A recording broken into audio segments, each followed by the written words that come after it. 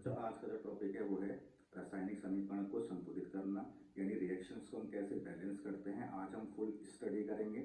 एक तो होता है कि रिएक्शन आपको दी गई है नॉर्मल, उसमें नंबर्स ऐड करने होते हैं तो रिएक्शन बैलेंस हो जाती है। और एक ऐसा तरीका होता है जिसमें हमें नंबर चूज करने पड़ते हैं, डिसाइड करने पड़ते हैं, सोचने पड़ते हैं कि आखिरकार ये रिएक्शन कैसे होगी। तो दोनों टाइप सीखेंगे ताकि आपको ईजिली अच्छे से समझ में आ जाए। तो पहले हम नॉर्मल केस देखते हैं, फिर थोड़ा सा हार्ड वाले केस देखेंगे।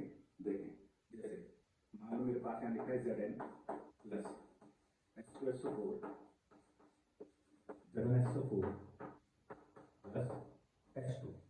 बोला गया है कि इस रिएक्शन को संतुलित कीजिए। तो आप लेफ्ट हैंड साइड में यानी अभिकारक और राइट हैंड साइड में यानी उत्पाद यानी रिएक्टेंट और प्रोडक्ट, दोनों तरफ आपको देखना है कि संख्याएं यानी नंबर सेम है या नहीं है। देखिए, जिंक एक है, यहाँ भी जिंक एक है, बैलेंस है। H2 है, H2 है, बैलेंस है। सल्फर एक है, सल्फर एक है, बैलेंस है। ऑक्सीजन 4 है, ऑक्सीजन 4 है, बैलेंस है। इसका मतलब जो रिएक्शन हमें दी गई है पहले से ही संतुलित यानी बैलेंस है। इसका मतलब हमें इसमें कुछ नहीं करना। दूसरी बात, मान लेते हैं हमें दिया Fe प्लस H2O, यहाँ दिया है Fe3O4 प्लस H2। हमसे बोला गया है कि इस अभिक्रिया को संतुलित कीजिए यानी बैलेंस कीजिए। देखें, Fe यहाँ 1 है, Fe यहाँ 3 है, तो सिंपल सी बात है, Fe यहाँ 3 है तो मैं यहाँ पे 3 कर दूंगा। ध्यान रखना है, जो हम मल्टीप्लाई करते हैं नंबर्स का यानी जो गुणा हम करते हैं वो हमेशा आगे करते हैं, नीचे नहीं करते। मतलब Fe के नीचे 3 हम नहीं लिखेंगे। अब H की बात करें तो यहाँ पे ऑक्सीजन देखें, ऑक्सीजन 1 है, यहाँ ऑक्सीजन 4 है, तो मैंने ऑक्सीजन को 4 कर दिया। जैसे ऑक्सीजन को मैंने बैलेंस किया तो आपको दिखाई दे रहा होगा कि यहाँ पे हाइड्रोजन कितने हैं, 4 दूनी 8, यानी 8 हाइड्रोजन है। इस तरफ कितने हैं, 2। इसका मतलब मैं यहाँ गुणा कर दूंगा 4 की, यानी मल्टीप्लाई हमने 4 से कर दिया तो 4 2 8 हो गया, यानी 4 दूनी 8 हो गया। इसका मतलब है अब रिएक्शन ये संतुलित यानी बैलेंस हो चुकी है। तो ये नॉर्मल केस है, इसमें आपको सिंपल लेफ्ट हैंड और राइट हैंड साइड में जो नंबर्स है वो ऐड करने पड़ते हैं। अब बात करते हैं, कुछ रिएक्शंस ऐसे आएंगी जिसमें मान लो मैं लेफ्ट हैंड वाला पार्ट दिया, राइट वाला पार्ट नहीं दिया, और रिएक्शन कैसे कैसे इसको बैलेंस करेंगे। देखें, जैसे मान लो आपको दिया गया है सपोज NaCl प्लस H2O, इस रिएक्शन को हमें बैलेंस करना है। सबसे पहली बात, H2O जो ब्रेक होता है वो ब्रेक होता है H प्लस और OH माइनस में, ठीक। और जो NaCl है वो ब्रेक होता है Na प्लस और Cl माइनस में। ये मैं पहले पढ़ा चुका था अष्टक नियम, जिसने नहीं पढ़ा वो प्रीवियस लेक्चर में जाके देख सकते हैं कि चार्ज कैसे पता करते हैं, किस पे प्लस आएगा और किस पे माइनस आएगा, कितना प्लस आएगा कितना माइनस आएगा, हम अष्टक नियम में सीख चुके हैं। तो वहां से आप देख लेंगे कि यहाँ पे प्लस का चार्ज और माइनस का चार्ज कैसे आता है। अब देखें, सबको पता लग गया कैसे कैसे ब्रेक होते हैं। तो NaCl को मैंने लिख दिया Na प्लस और Cl माइनस, H2 को लिख दिया मैंने H प्लस और OH माइनस। अब सबको पता है कि प्लस और माइनस के बीच में क्या होता है, अट्रैक्शन होता है। इसका मतलब प्लस वाले को माइनस वाले के साथ जोड़ना है और माइनस वाले को प्लस वाले के साथ जोड़ना है। तो Na पर चार्ज प्लस है तो इसको माइनस वाले के साथ जोड़ देंगे तो NaOH बन जाएगा। सेकेंड, H और Cl यानी इस पर प्लस है, इस पर माइनस है, इसको इसके साथ जोड़ देंगे तो HCl बन जाएगा। जिसको समझ में ना है वो ध्यान रखना, पहला हमेशा प्लस लिखते हैं, दूसरा हमेशा माइनस लिखते हैं। इसलिए मैंने यहाँ पे पहला Na प्लस और दूसरा OH माइनस लिखा है, H प्लस और Cl माइनस लिखा है।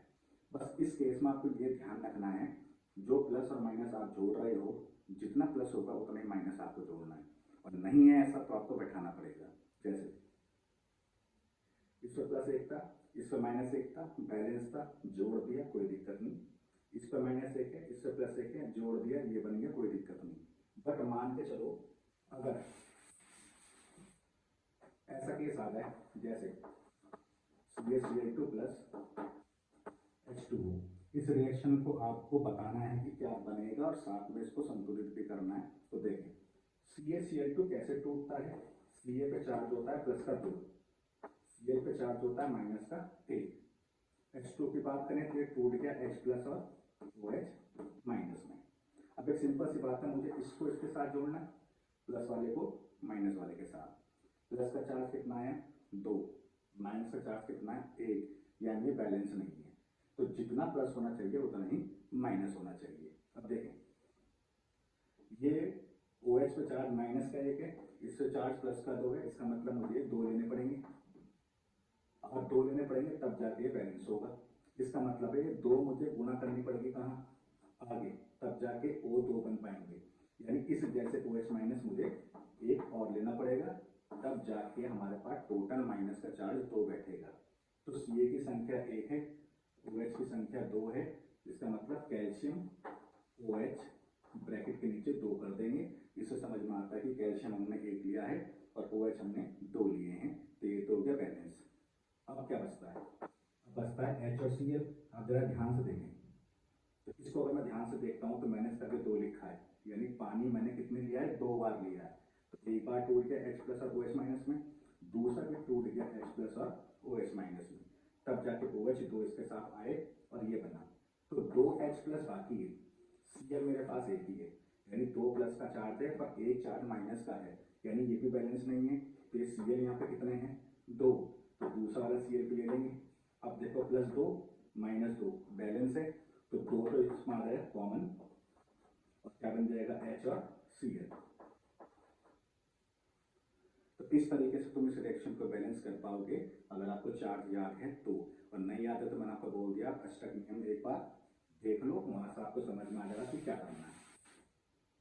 एक और देख लो, जैसा हमारे पास है AlCl3 प्लस H2O, इसको क्या बनेगा और बैलेंस कैसे होगा देखें।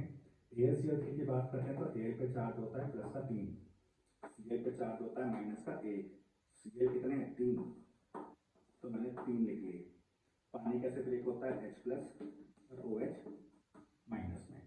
अब सुने, H को जोड़ना है मुझे Cl के साथ प्लस और माइनस, H पे चार्ज प्लस का 1 है, Cl पे चार्ज माइनस का 1 है, पर Cl यहाँ पे कितने हैं 3, जिसका मतलब ये भी 3 होने चाहिए, तब जाके बैलेंस होगा। इसका मतलब है अगर 3 मैं ये कर रहा हूँ तो गुना 3 की होगी, तो ये भी 3 होंगे फिर। अब देखें 3H और 3Cl बाहर, तो 3 कॉमन आ गया और ये HCl बन गया।